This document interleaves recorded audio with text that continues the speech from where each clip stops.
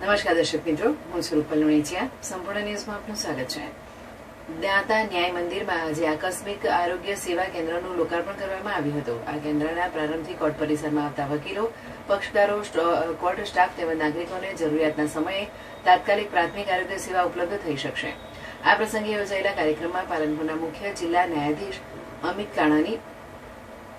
Kanani, Danta principal civil કોર્ટના ન્યાયાધીશ, સરકારી વકીલ તેમજ મોટી સંખ્યામાં વકીલ મિત્રો ઉપસ્થિત રહ્યા હતા.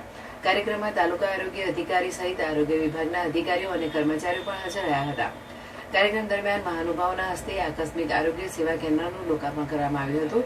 ઉપસ્થિત વક્તાઓએ જણાવ્યું હતું કે કોર્ટ પરિસરમાં કાર્યરત કર્મચારીઓ, વકીલો અને પક્ષકારોને કોઈપણ પ્રકારની આરોગ્યલક્ષી તાત્કાલિક જરૂરિયાત ઊભી થાય ત્યારે આ કેન્દ્ર મહત્વપૂર્ણ સાબિત થશે.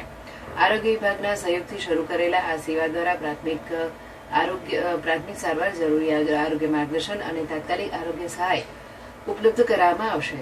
આ પહેલા ન્યાય મંદિર પરિસરમાં આરોગ્ય સુરક્ષાને વધુ મજબૂત બનાવાશે.